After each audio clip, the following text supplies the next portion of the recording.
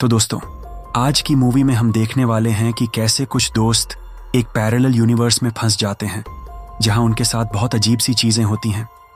तो आइए मूवी को शुरू करते हैं। मूवी की शुरुआत में हम एक लड़की को देखते हैं जिसका नाम एमिली होता है, जो ड्राइविंग करते हुए अपने दोस्तों के घर जा रही है। वहां उसके पुराने दोस्तों का रियूनियन होने वाला है। वह अपने बॉयफ्रेंड केविन से फोन पर बात कर रही थी। तभी उसे ऊपर एक कॉमेट दिखाई देता है और ठीक उसी समय उसके फोन की स्क्रीन टूट जाती है, जो कि काफी अजीब था। अब थोड़ी देर बाद जब एमिली घर पहुंचती है तो सबको देखकर बहुत खुश होती है। इसके बाद हम देखते हैं कि एमिली सबको बता रही है कि उसके पास एक ड्रग है जिसे वह कभी कभी लेती है। यहाँ थोड़ी देर बाद उसका एक और दोस्त आमिर आता है, जो अपनी नई गर्लफ्रेंड लॉरी को साथ लाया था।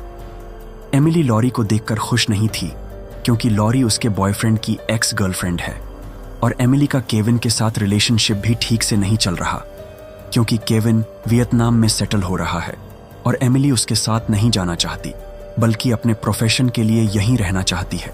अब डिनर के दौरान सभी देखते हैं कि उनके किसी भी फोन में नेटवर्क नहीं है। इसके अलावा एक और अजीब बात थी कि लॉरी के फोन की स्क्रीन भी टूटी हुई थी, ठीक वैसे ही जैसे एमिली की टूटी थी। सब इसे एक संयोग मानकर टॉपिक बदल देते हैं। अब एमिली सबको बताती है कि आज रात को एक कॉमेट पृथ्वी के काफी पास से गुजरेगा।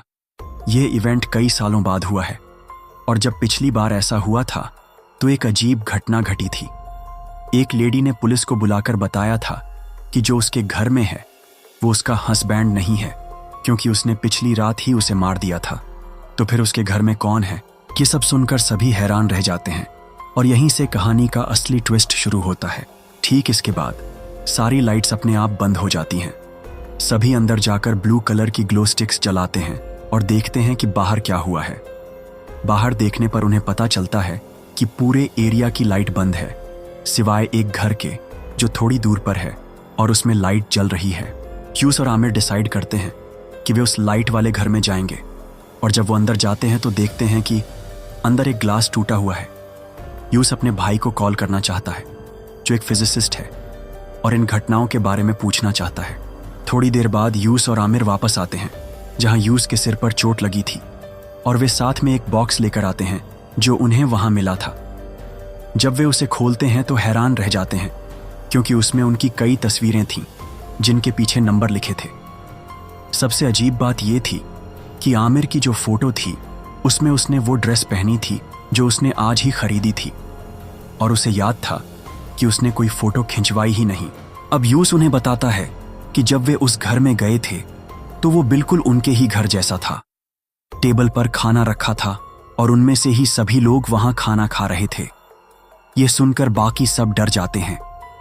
थोड़ी बातचीत के बाद वे सब समझ जाते हैं कि वो जिस घर में गए थे वो उसी का एक अल्टरनेट रियलिटी वर्जन था। अब वे फोटो के पीछे लिखे नंबरों का मतलब समझने की कोशिश करते हैं, लेकिन कुछ पता नहीं चलता। अब ह्यूस को आइडिया आता है कि वो एक नोट लिखेगा जिसमें लिखा होगा कि उसे कुछ मिनट के लिए उनका फोन चाहिए, और वो नोट वो उनके दरवाजे पर टांगेगा। और ठीक उसी समय उनके दरवाजे पर कोई नॉक करता है।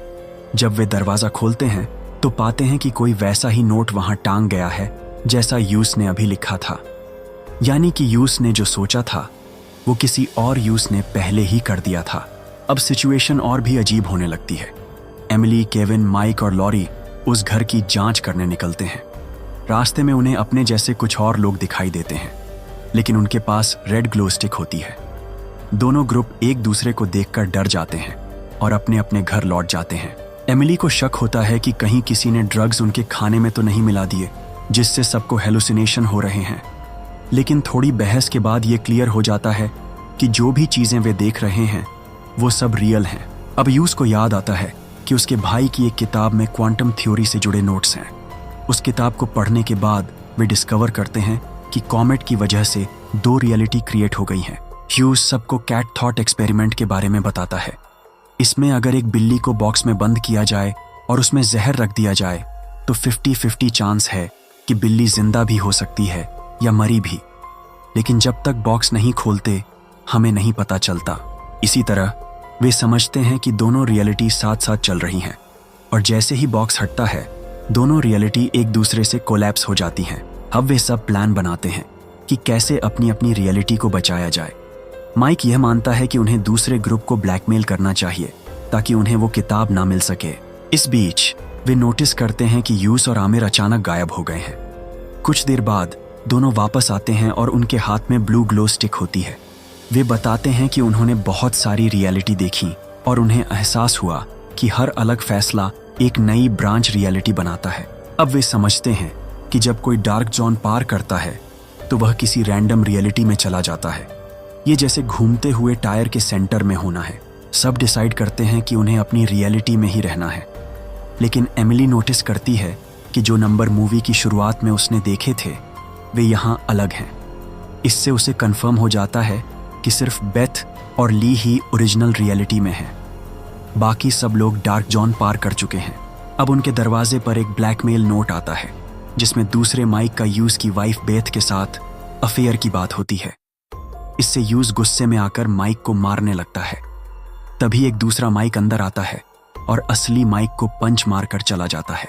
उसी समय बेथ के नाक से खून आने लगता है। यह सब देखकर लॉरी डर जाती है और चिल्लाने लगती है।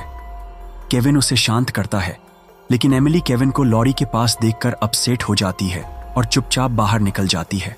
अब एमिली अलग अलग रियलिटी में घूमने लगती है और अंत में एक ऐसी रियलिटी में पहुंचती है जहां सब खुश हैं और किसी को कुछ पता नहीं है।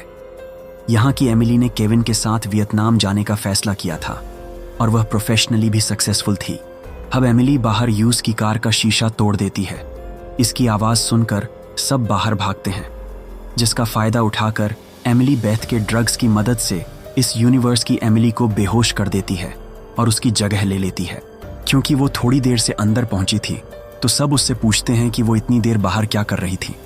तो वो सबको बताती है कि वो कॉमेट को पास होते हुए देख रही थी और फिर पूरा ग्रुप कॉमेट को पास होते हुए देखता है जो थोड़ी देर में गायब हो जाता है।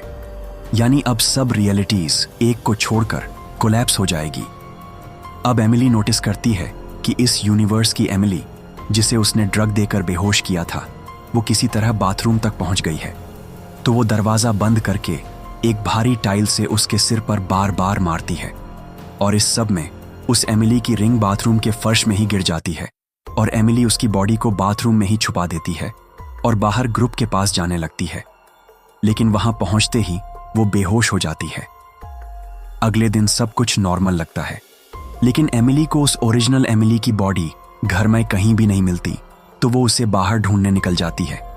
वहां उसे केविन मिलता है जिसे बाथरूम से एक रिंग मिली है और तभी उसे एक कॉल आता है असली एमिली का। लेकिन एमिली सामने खड़ी थी और केविन के चेहरे पर कंफ्यूजन साफ था। एमिली गिल्ट में उसे देख रही थी और यहीं पर मूवी खत्म हो जाती है। फ्रेंड्स, मुझे तो ये फिल्म काफ़ी ज़्यादा अच्छी लगी। मैं उम्मीद करता हूँ कि आप भी कमेंट में अपना ओपिनियन ज़रूर देंगे। तो मिलते हैं आपसे एक और ऐसी ही मूवी में। Thanks for watching. Wait for the next movie. Thank you.